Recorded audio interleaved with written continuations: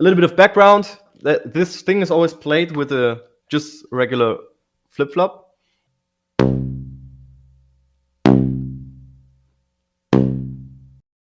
Welcome to Profoundly Pointless. Our guest this week is a different kind of musician because he doesn't use instruments. He only plays on what he can find in the trash. This is Garbage Musician After Cooking. Like and subscribe if you get a chance.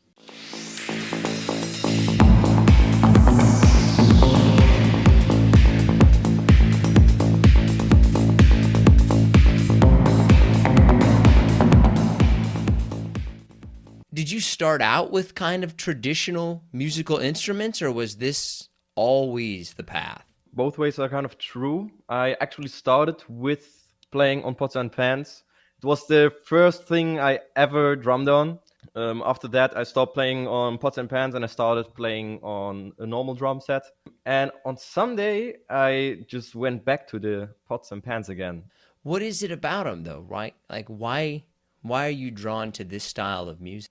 Why? I think it all kind of started more or less actually because I needed some money. I needed a job. And well, my passion is to play drums. That always has been my passion. I was thinking, well, I can get like a half-time job somewhere in a supermarket or at a bar doing that, or I could try making some music on the street, drumming.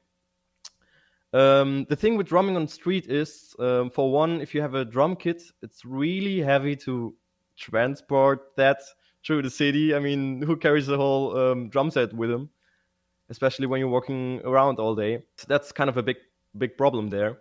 And Garbage actually solves that problem because now I just have a big backpack full of pots and pans. I have two buckets that I can just carry in my hand, and then I'm good to go. Then I can just go into the streets. Another really good thing about that too is that as soon as you play on something that is not usual to people, they don't see it that often that someone plays on Garbage. As soon as you do that, it's more interesting for them, especially when you play on the streets. On the streets, you always need to have something that catches the eye of the audience, something that is interesting, something that they have never seen before. And someone who drums on Garbage is for them much more interesting than someone who just plays drums. People are so attracted to it because it's so new, so interesting, so unusual to do. Is it a novelty kind of thing, though, right? Or is the music really good? Like, oh, this kind of actually, yeah, it's different, but it does resonate with people. I think a combination out of those two. Apparently, I started to play better because people pay way more attention now than they did 5 years ago. I think 5 years ago, I was just literally someone who bangs on Garbage on the streets, just making some noise, kind of. They hear something that sounds kind of like, for example, techno drums, but they see someone who plays on Garbage. And I think that's like the magical thing about it. Is it just pots and pans, or what other kind of instruments Well, are you, or garbage are you I using, I have guess? a lot of pots and pans in different tonalities, so they actually fit to each other. It took me quite some time to find something in a key. So, for example, now if I play with other musicians, I can actually tell them, okay, let's play in the key of D sharp minor, because my pots fit to that. On the other hand, I have buckets. The buckets just work as a kind of bass, like a kick drum. Then I have also like plastic jerry can. Obviously, it's not hard to find garbage, right? Like, you can find that kind of pretty much So anywhere. But do you have to look for a certain type of garbage, right? You mentioned, like, all right, I got to get a pan that plays in D mm, minor. most garbage doesn't play in any key. Um, More or less a noisy thing. It's not something that makes a tone where you can say, ah, that's an A or that's a D. But yeah, it is definitely difficult to find them. For example, the pots that I use, they are not all of them are actually playable because you need something that when you hit it, it needs sustain. It needs to sound for a longer time. Otherwise, it's not just like pop. You need something that makes more like a boom sound, something like that to imagine, something that resonates. Resonance. Yeah. And so for that, it was pretty hard to find something that actually resonates. And I found out that there's one special way they made pots. They don't do it anymore, which is kind of a problem for me now, because if I need to find some new pots, it's getting harder and harder. They're like those. I don't know. I don't know how to describe them. They're like little pots which look like my grandma would have them in her home, like old pots with painted flowers on them or something.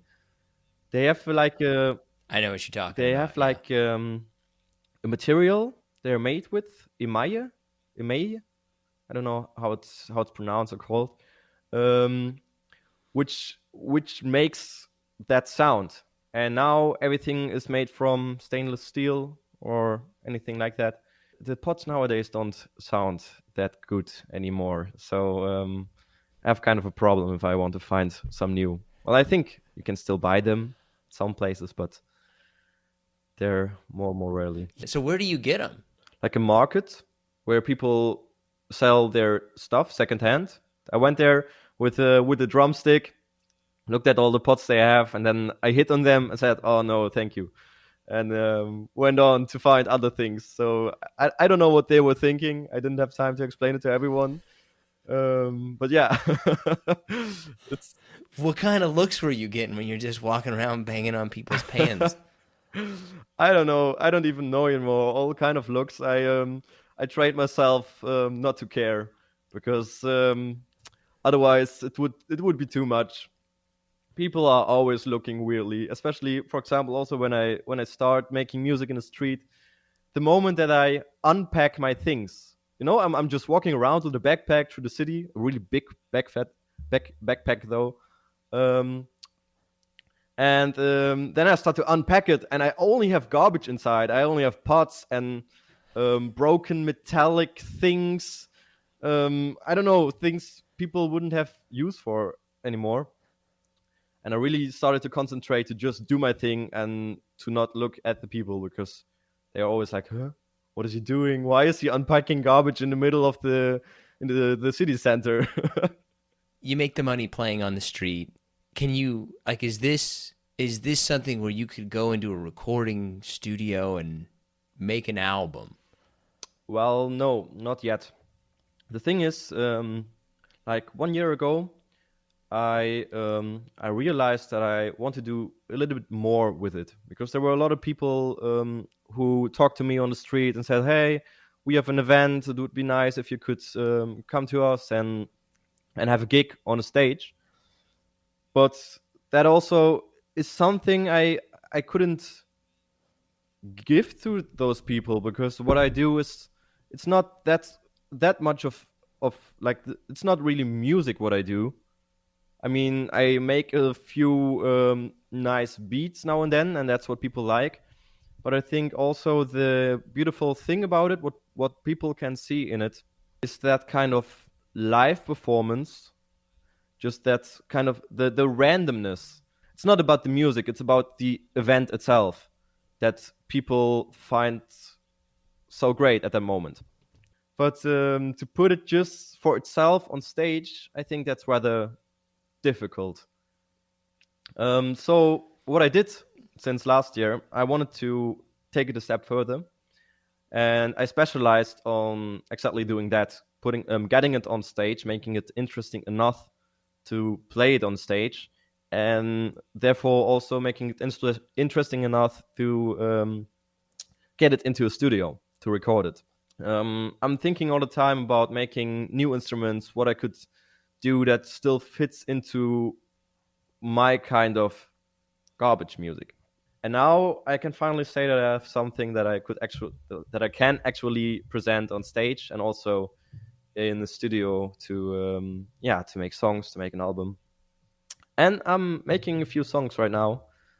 The first one should be available soon. So if the pots and pans in the bucket kind of simulates drums, Mhm. right?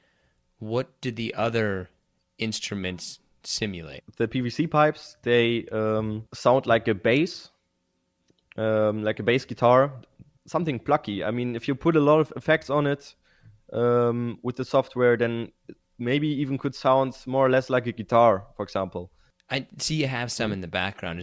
Could you give us like a Yeah, quick sure. example on one of the smaller ones? Um, I'm interested to see how you do this. Oh yeah, that's like 2 meters, 7 feet, whatever the metric you want to use there. a little bit of background. This thing is always played with a just regular flip flop. Oh, I thought you just dropped your No, shoe. no, no. That's how you're gonna. I didn't drop my All shoe. right. That's All actually right. my stick That's how to you're play playing it. it. I love I it, don't know man. why, but I that's love kind it. of the best thing you can get for this kind of instrument. It gets a really warm sound. Let me give you an example. And for anybody listening to this, right, like this isn't hooked up to professional microphones and all that kind of stuff. So,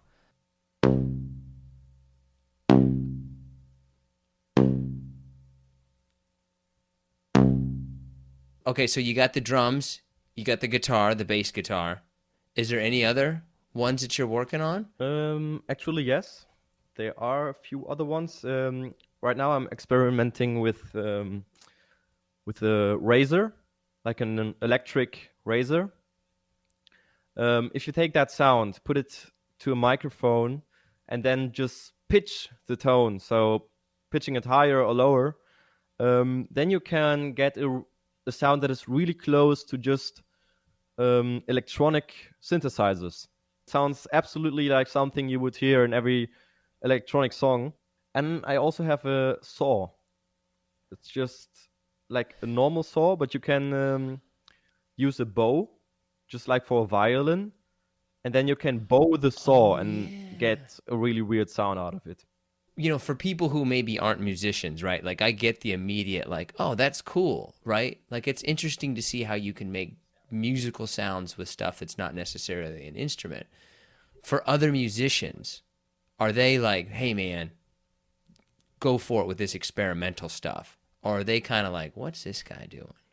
I think till now I only got great response because even for them it's something new. I am challenging myself to do something that people haven't done that much before.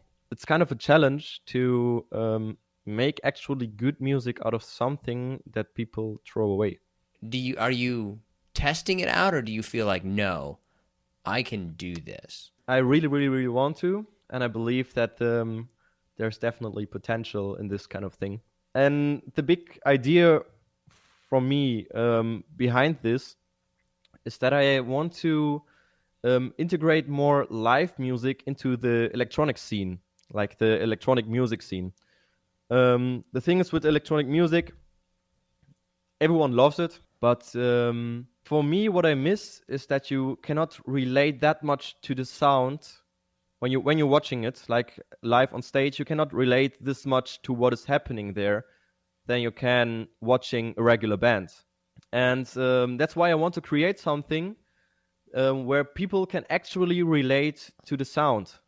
They see, for example, that big bass tube, and they think, "Hey, okay, that's the sound you make when you hit on that kind of instrument."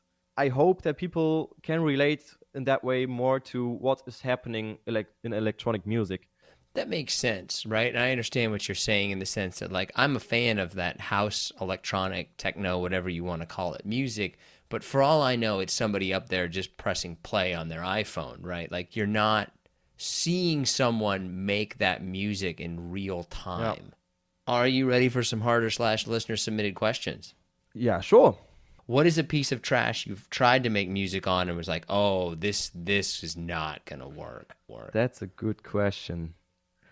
Um, well, that's kind of a struggle. I think it's still the big PVC pipe instrument. That's more or less my greatest success right now because that's what catches the eye the most at this moment. But at the same time, it's also kind of my biggest failure because it's such a big instrument. It nearly doesn't fit in my car. It actually, I have 1 centimeter left. Um, it's like just by luck, I just could close my doors of the car just by luck. I didn't even um, try to calculate that before. It's like a really big instrument, really heavy to carry around. It breaks all the time, and I need to put microphones on the end of that instrument. And if you have 12 of those pipes ending at different spots, it's really hard to catch all the sounds at the same level. So it's with the same audio quality. Live on stage, I'm getting a lot of problems because you have feedback. The sound from the speakers are getting back into the microphone. It's just an instrument that is really, really hard to build, to carry around, to put mics on, and it's causing only problems. And the thing is, at the same time, it's the best thing I ever made. Is there any other example of this in like popular culture, in the sense that like some other musician has done something similar, or there's a sound effect in a movie or anything like this that maybe not to this level, but just like, ooh, this person did this in this, and it's kind of the same thing that I'm doing. Yeah, there are definitely a lot of people who are already doing something similar than I do. Especially, as you said, in, for example, effects for films, for movies. I'm following a few people on Instagram who are actually doing that, and there are a lot of people in this world who already got really creative and made really crazy sounds out of naturally things just recorded with a microphone. So yeah, there are definitely a lot of people doing that. But I haven't seen any doing this kind of thing live on stage. So do you then just like walk around banging on stuff all the time? not as much as I would wish. It's definitely a good idea to just go around and experiment with things that are around you just to hear the sound. When I walk past like how do you say it in English? Like a construction. Yeah, construction site. When yeah. I see like a really long big pipe laying around, I would love it to just go there and hit on it, see how bassy it sounds, how sub bassy that sound would be. But I don't do it since it's illegal. Most of the times they're working there, I guess. But yeah, I think it's a good thing to just experiment and find more things to make music with. What is your overall favorite sound? Does it have to be garbage? There's one instrument I'm cheating with, and I love it. Give me a garbage one and then a regular one. How about that? Yeah. So garbage one, as I said, it's the one I love and hate the most, the tube instrument. The other one that is not made out of garbage is a kalimba. Have you ever heard of a kalimba? I don't. It's think like so. a little wooden block with metal things on it. If you let the metal thing vibrate, the block vibrates, and that creates a sound. This is one. Oh, I feel like can you strum it or play it or whatever real quick?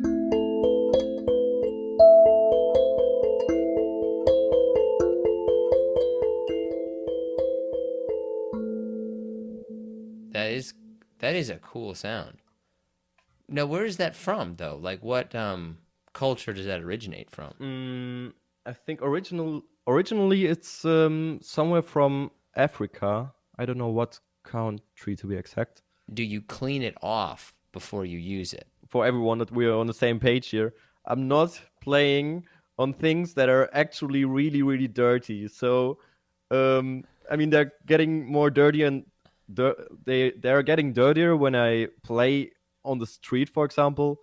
But I don't take something from a garbage belt that is full of, I don't know, fungus. Whatever. It's like you're not digging out of the trash can, no, right? not at all.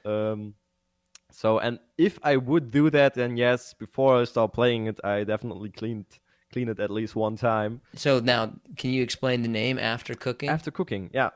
Where did that come from? Well, um, a few years ago, I think 4 years ago or something, when I did the garbage drumming on the street thing for a year, people ask me all the time what my name is. Well, if they can find me on social media or anything, and I didn't have anything. I didn't have a name, and then I started thinking about what I could do, and I don't know. I didn't take it that serious, so I didn't think about a name that long. And at the end, I thought like, okay, I'm banging on pots and pans. Normally, you cook on pots and pans. I do kind of a recycling thing with them, so I call myself After Cooking. It's like after you're done with cooking, after you don't use this stuff anymore, I take them to drum on it. That's a good. I like it, man. I like it.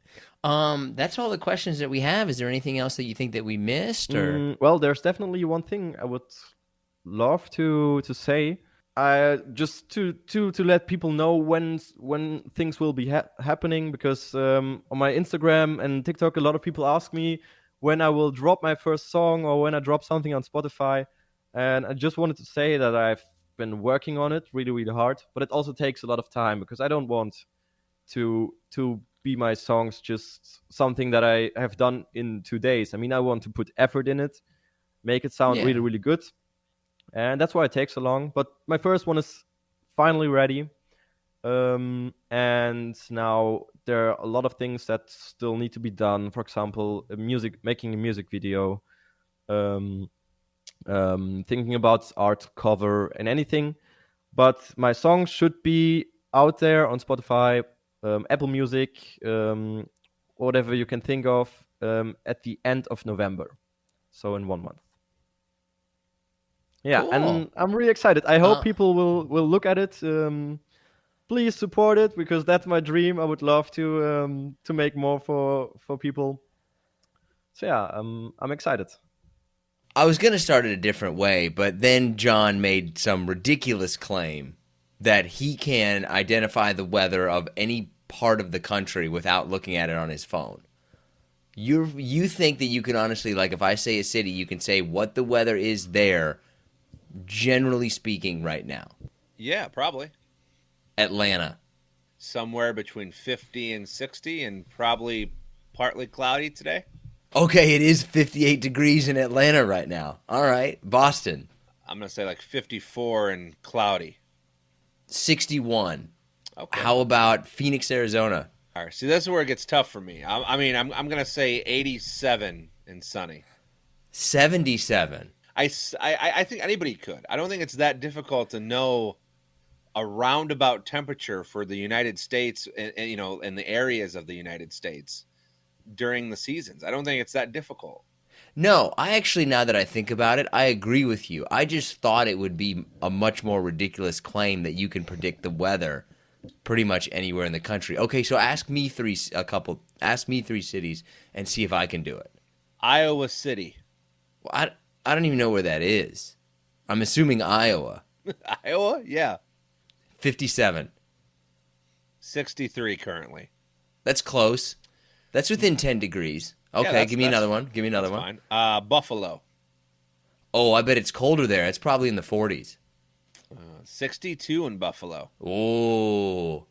60. I bet there are, though, some cities that would surprise you in terms of like how much different than the anticipated temperature that they were. I would think that Buffalo would have been colder. All right, here's what I think would be a tricky one. And for everyone that lives in Denver, they're like, it's not that hard. But Denver. 65.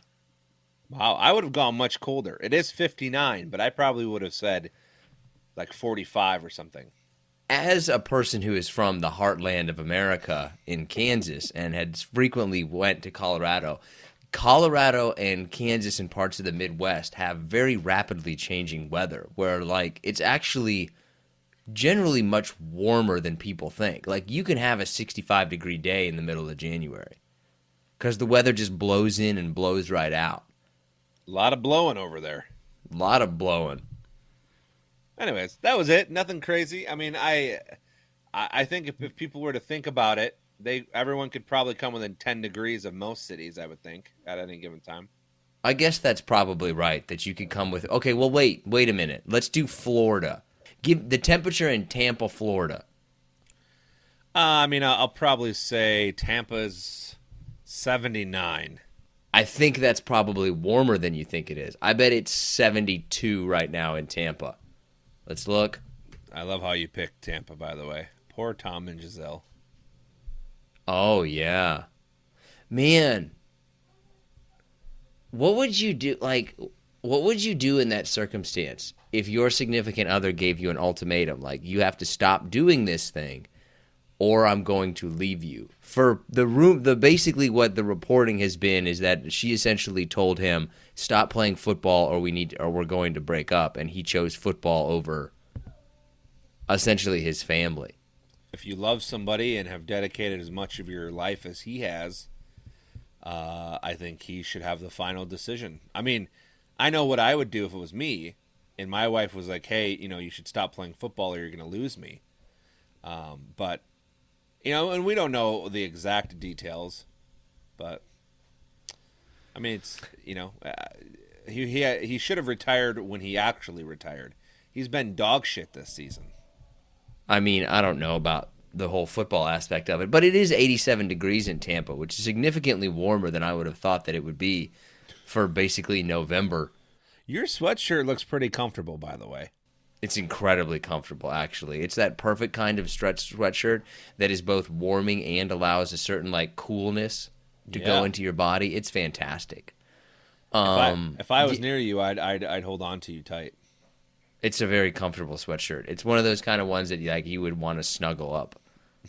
Like people want to hug you. Do you think that that's weird, though, that Tom Brady would choose football over his family? Of course not. When you have somebody like Tom Brady, who is a little egotistical, narcissistic, football's been his entire adult life. He doesn't know anything else.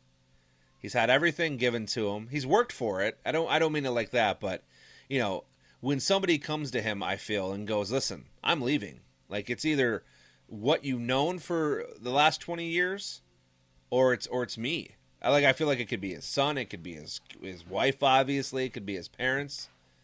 He's going to choose football. But at the same time, is it fair of her to give him an ultimatum? I mean, was it ruining their marriage? Could she have waited another year? The secret to happiness is knowing what enough is. That you have to be able to say, this is enough. Sure. I have enough money. I have enough fame. I've played enough football. Like, you have to be able to have some parameters of that, because otherwise you can never turn that off, and it will consume you.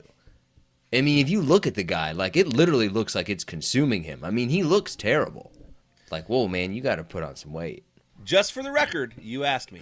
All right, is it shout out time? I didn't think it was going to go on to this diatribe that you've been preparing for 6 months. I mean, I've had people ask me about it because at one point in my life, you were the biggest Tom Brady fan of all time. I was a large Tom Brady fan, yes. And not just physically, a large Tom Brady fan. All right, let's give some shout outs because that's why the people are here. We'll start off with Sean McComb, Brendan Murphy, Jasmine Story, Jared C., Mary Walter, Ben Magnus, James Sagos, Jason Westmoreland, Brandon Bees, and Quentin Ferris. Congratulations. All right, well, this is a little messed up this week because our highly contested Twitter poll that's now owned by Elon Musk, all four of them have the same amount of votes. So I don't want to talk about four things. I don't think people want to hear us talk about four things. So I'll say the four topics, and then you decide which one you care, or you can pass on all four of them. It won't. Wait a minute. Are you skipping your usual other questions and now using the poll as a crutch? No. Did I? I mean, I have questions. I can't remember anymore which goes in line. To be honest. It goes Usually you have 2 questions about something, then you go to yeah. the poll Sorry. thing, and then on an episode like this, we'll do Candle of the Month. You know what I'm like trying to get to. You know I it. know, because whenever it's a Candle of the Month episode, you basically forget about anything else besides what's the candle going to be. I love it. And I got such a good one. All right. So let's breeze through these questions. Right, let's just ignore everything so we can get to Candle of the Month. You know there's people out there right now that are just skipping this 5 minutes ahead to just No, see we what don't put a time date on there, so they don't know when it could be any moment. It's that's kind of smart actually. All right. So what's more overrated to you? A turkey dinner or a Christmas ham? Turkey. I don't even think that's up for any sort of debate. Turkey is not good. I have never had a good Thanksgiving dinner where I thought to myself, wow, glad we had that turkey. I would rather have McDonald's hamburgers. If I went to a Thanksgiving dinner and they didn't have a turkey and had like McDonald's hamburgers that were a day old, I would still rather have that. It's turkey. It's not good. No one actually enjoys the turkey. There's no reason to have it. I would agree with you on that. However, if I have to choose ham or turkey, I'm probably going turkey. But that's just No, that's ham. Cheaper, better, It is cheaper. easier to cook. But I mean, It's a superior meat. it's a holiday meal. You're not going cheap on purpose. You know the thing that I was thinking about? How come there are only certain things that we refer to by their name and other meats that we refer to by a different name, right? So cow is beef, pork is ham, but a chicken is a chicken and a turkey is a turkey. It might be a cultural thing. I mean, I'm sure there are areas of the world and in America where someone's like, "Give me some of that cow, Susie." You know, I don't. give me some of that sheep, Martin. I don't know, but you know what I mean. When is your cutoff for Halloween candy in terms of do you eat it after well into November, or is it like November 2nd? We're dumping the Halloween candy because Halloween's over.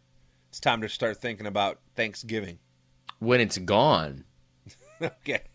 I'm not throwing away free candy. You fucking kidding me? I try not to even have it in the house, to be honest. Like after that night, my kids can eat it. We'll put it in bags, and like I don't ever want to see it again. Like I don't want to know where it is. Hide it in the drawer, put it in the kids' backpack, send it to school. Like I'll take it to my work. Like I don't want to see it after that night. Why are you so against fun and joy? I'm not. I'm against not trying to have diabetes worse than I already have at the age of 35. So you're throwing away your children's candy because you can't control yourself. I wouldn't say it's getting thrown away, but it's definitely disappearing. That's for sure. Because John Shaw can't control himself. It's kind of like a similar question to like a Christmas tree, right? Like how long after the Christmas holiday do you keep your Christmas tree up? But I don't really see how that's similar to it. This is a food, something that you could eat. Like, what if something happens and the only thing that would have been in your house is all that Halloween candy, but you decided to throw it out? Now you're going to starve to death. Well, it's going to take me a few weeks to starve to death. It better be a pretty big natural disaster. It's going to be a couple of months. Yeah. before. Better get ready for the long haul there. No, I would honestly say probably like after a week, I'd be like, all right, we got too much Halloween candy. We can start like shipping this off to other places. It's just I don't know. This is probably one of the most pivotal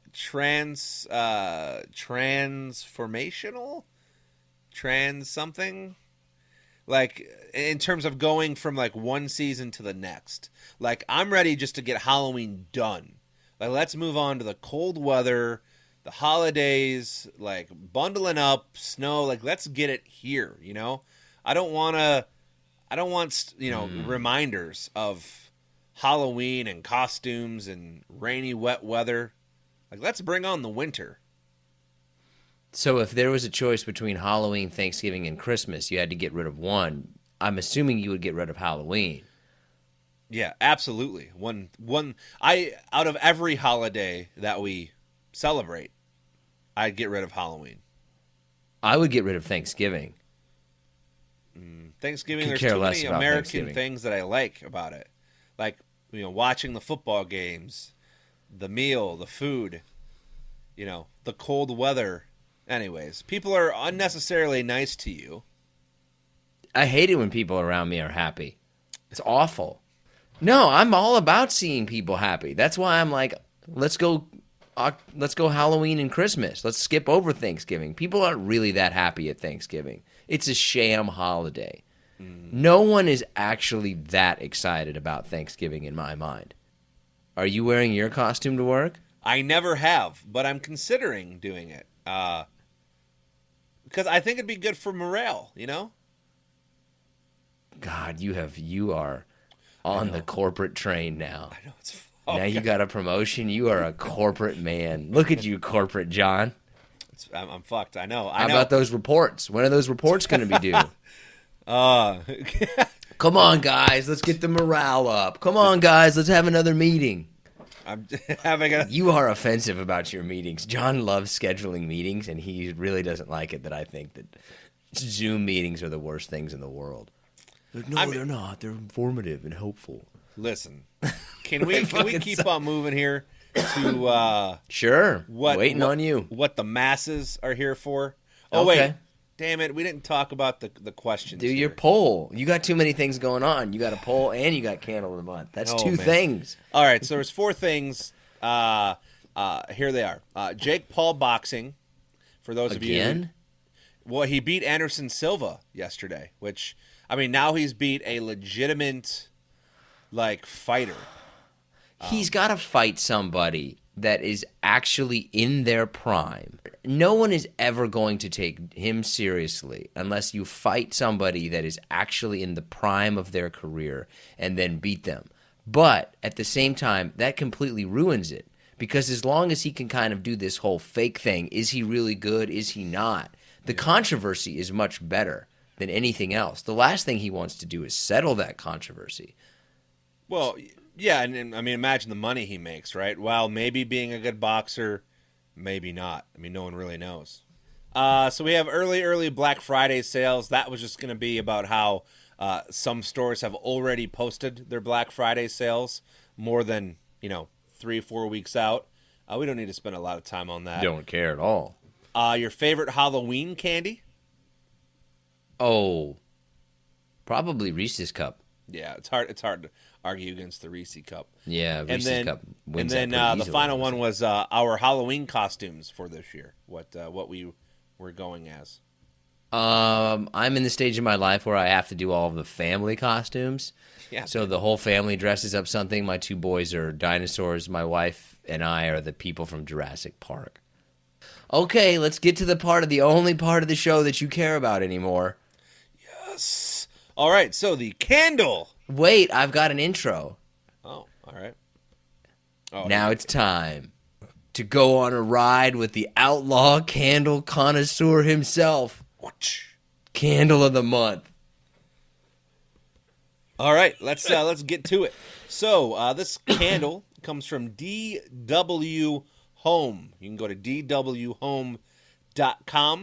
And it's pretty simple, but the candle of the month from that company is Thanksgiving Feast. Obviously, it's a hand poured candle, which is nice because that the work went into the wax, ingredients, everything were handcrafted for 35 hours of Thanksgiving smells in your room, in your house, wherever you have it. Oh, I thought you meant it took them 35 hours to make the candle. I was like, how much is this candle? No, it's a 35-hour burn. Like I said, it is hand poured. And for those of you wondering, I did the large double wick size, $18.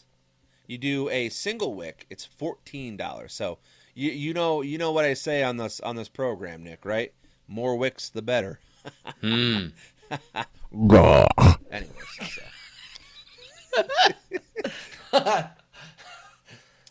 see, this is the difference between you and me. When I hear about something being handcrafted, I'm like, actually, I feel like that makes it less valuable. I would much rather have a machine do something than a person.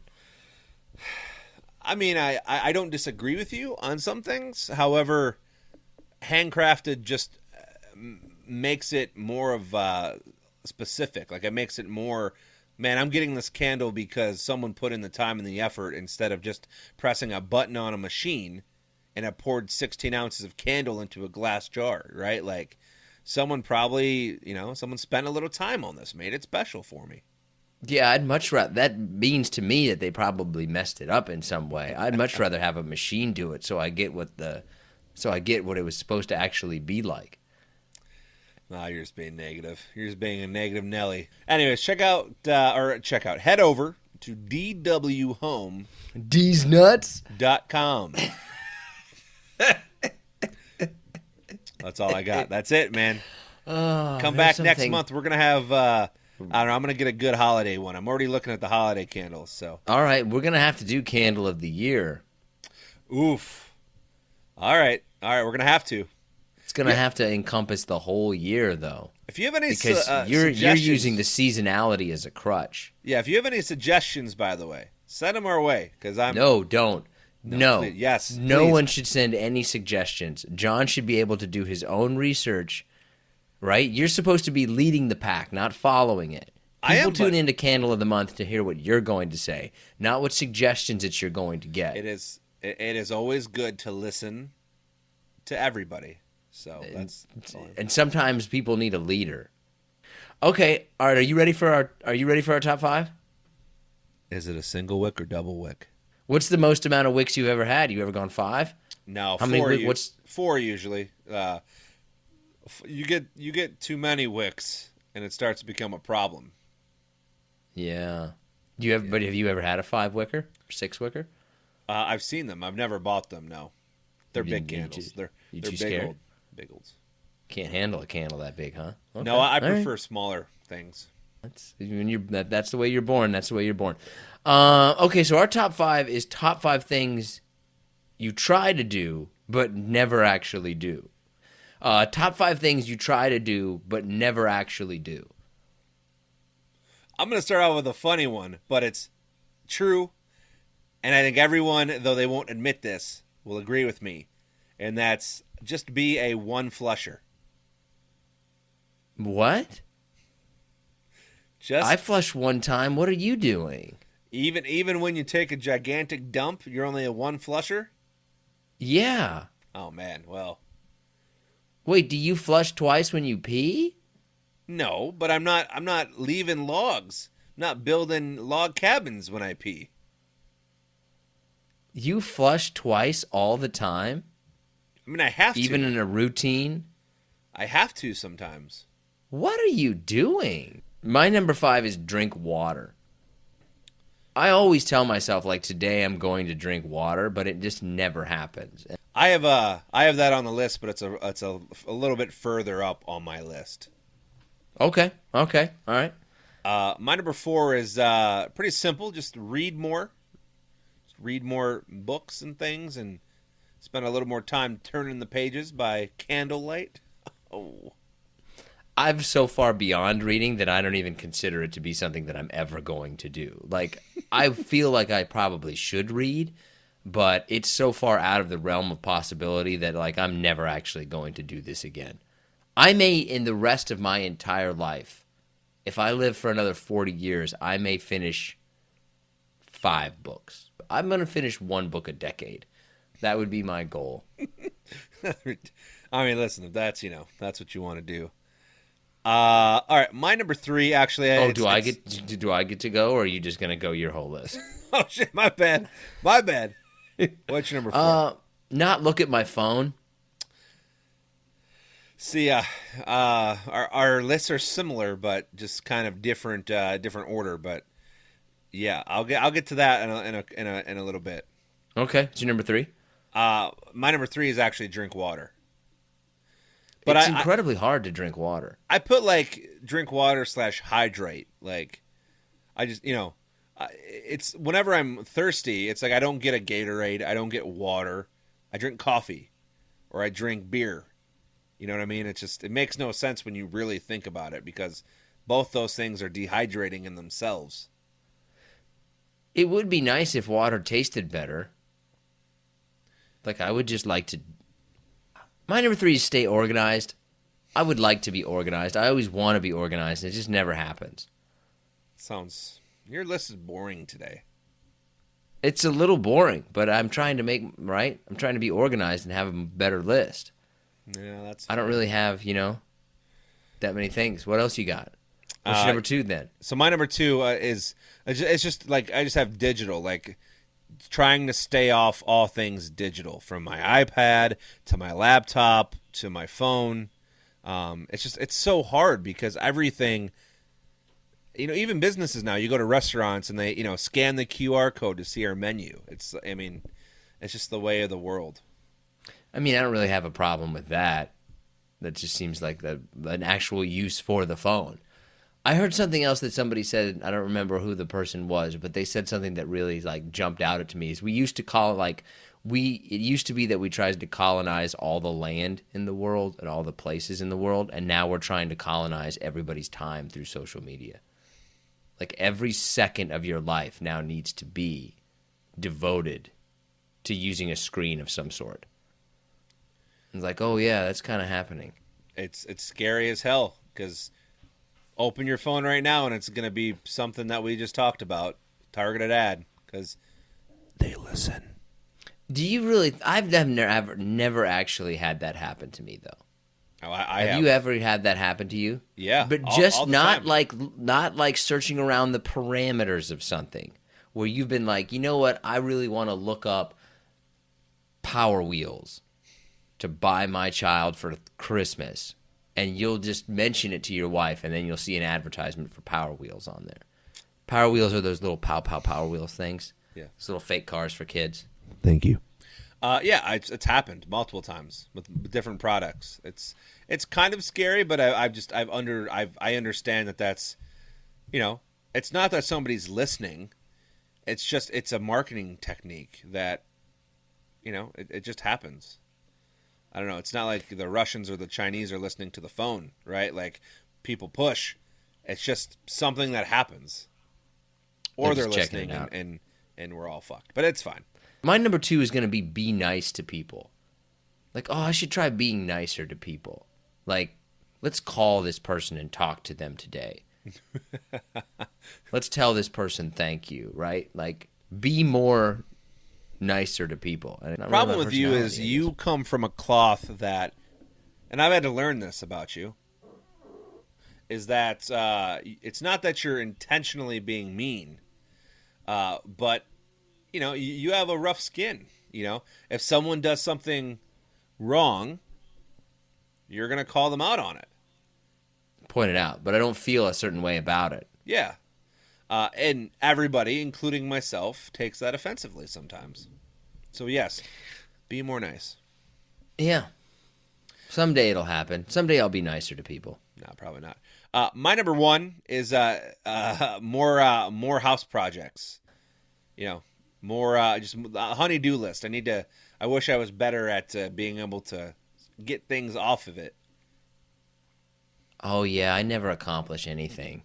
It takes me, if I have a task that I want to do, it's going to take me at least a month before I even start to really think about it.